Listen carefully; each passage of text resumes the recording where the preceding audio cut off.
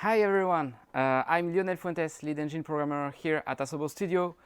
We are developing the next generation of Microsoft Flight Simulator. As you can see behind me, people are hard at work testing the current work in progress version that we have. So when we started working on Microsoft Flight Simulator, that was at the same time scary and super exciting because there are so many things to do. I will talk about one of the biggest things that we had to do, and this is a key feature for flight simulators, that is the world. I will speak about the world through 4 main points. I will speak about the data sources, the augmentations from those data sources that we could compute on Azure, more on this later, a little bit about the impact on bandwidth, and then some procedural generation techniques that we developed. So the world, our planet, is really beautiful. It is full of natural wonders, from Ayers Rock to the Himalayan mountains, to also man-made features like the Statue of Liberty, Mont Saint-Michel, the Tour Eiffel. So we wanted to get all of those features in the simulator for you to enjoy. So when we started doing this, we realized how much the world is big. The world is really big, and to the point that we even had to change the internal way we represent a 3D point in space in our engine, like from single precision floating point to double precision floating point, because we couldn't handle that big of a world. And the biggest impact of this was on the amount of data, because you need a lot of data to represent the world. Luckily enough, Bing Maps was here with 2 petabytes of aerial imagery, elevation data, 3D scans for a select number of cities. So all of this data were there, sitting, ready for us to stream in the simulator. This allowed us to get all the airports in the world, which we estimate to more than 40,000, to get all the cities across the world, which we estimate to more than 2 million, to get all the roads in the world, to get all the mountains in the world. Basically, the entire world is there available for you to fly. Not only do you have the entire world, but it also matches the real world. And the big consequence for this is that now VFR flying is available for you everywhere. So for those of you that don't know what VFR means, it means Visual Flight Rules, and it's a way of flying your aircraft by relying on visual cues in the environment, like where you see a given city or a given river. So for example, when in real life we do some piloting, and when in the DR400 we can see the Garonne River here and the city of Martillac there, we can deduce where we're going. The amazing thing is that now we can recreate this very experience right inside the simulator. So I encourage you, once you get the chance to try it, to fly over your house.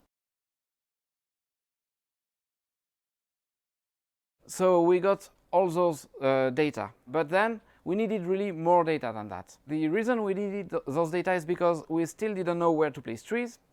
We still didn't know what shape building should have, and what color its roof should be, what is the type of roof over there. So in order to generate those additional data, we relied on Azure Cloud Computing. Azure allowed us to run AI algorithms and computer vision algorithms in order to detect all the trees in the world, which we estimate to more than 1.5 trillion. It allows us to improve the building's generation system by detecting the color of the roofs or the roof type. It also adds us to add missing buildings information where we don't have those information in the data sources we use. It also allows us to improve on the quality of Bing Maps aerial imagery. Like sometimes some area can be captured with clouds on top of them, and then we can detect those and replace them with texture synthesis that happens at runtime.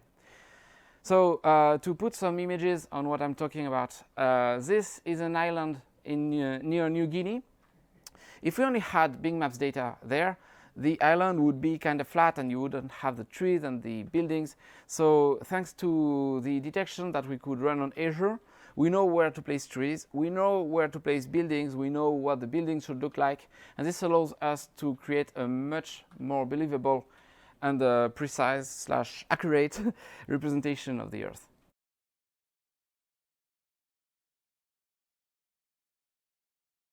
But what about the impact of my internet connection? Because at this point, you may be wondering, we are streaming all of those data, like Bing Maps data, Azure augmentation data. We represent the entire world. So what happens if I don't have high bandwidth available? What happens if even I have no internet connection at all? We ask ourselves this very question, and I'd like to answer it through three main points. The first one is that we do adaptive streaming. What this means is that we measure real-time the bandwidth you're using and adapt our bandwidth requirements according to this measure. The net result of this is that the better your bandwidth, the better your overall experience. Next, we developed a full offline mode. So this is for the extreme case where you have zero available bandwidth. We synthesize the ground textures, and we also still have all the buildings data and all the water data, and for some regions also the trees data. So the result of this is that we still have a world where VFR flying is possible. It gives us a reasonably accurate representation of the world. And the third point is that we can pre-cache arbitrary regions of the world. What this means here is that you can select regions of the world that you want to pre-cache, and you can access them in an offline setting while still having the same quality you would enjoy in an online setting. To put some images again on those words, I will show the three different quality levels that you can experience. First one here, offline mode. This is the Seattle area in offline. And as you can see, all the buildings are there, all the water information is there, and the city is recognizable. Second here is online Paris. So the majority of buildings here are being automatically generated, and you also have the water information, and it's a more accurate version of the world. And here again, VFR flying is possible. And third here is where we have the best quality. This is the city of New York. You may have recognized it.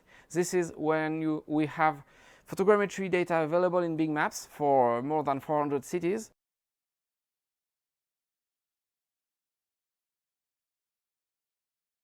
But now, how about the fine details? Because it is impossible to accurately capture all the very fine details of the world. Like you cannot know exactly where each blade of grass is or which precise details you have on a given building.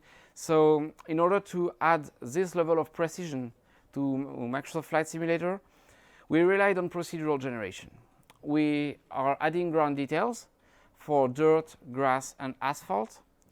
We generate grass blades, actual 3D geometric grass blades. We display millions of them on screen. We also add water shading up to the point that we even have the water affected by the wind, which creates waves on the water. We also add night lights both along the roads and on the buildings. We also add details to the buildings, and all of this helps create a much more believable world. As you can see here, this is taken in Bretagne, France. And as you can see, you have the procedural grass being generated. You have those little houses that are generated. You also have those trees that are being generated procedurally. You also have the water shading for the sea. And it gives a much more realistic representation of the area. So this is it for the world of Microsoft Flight Simulator. We hope you really enjoy it as much as we do. Thank you very much.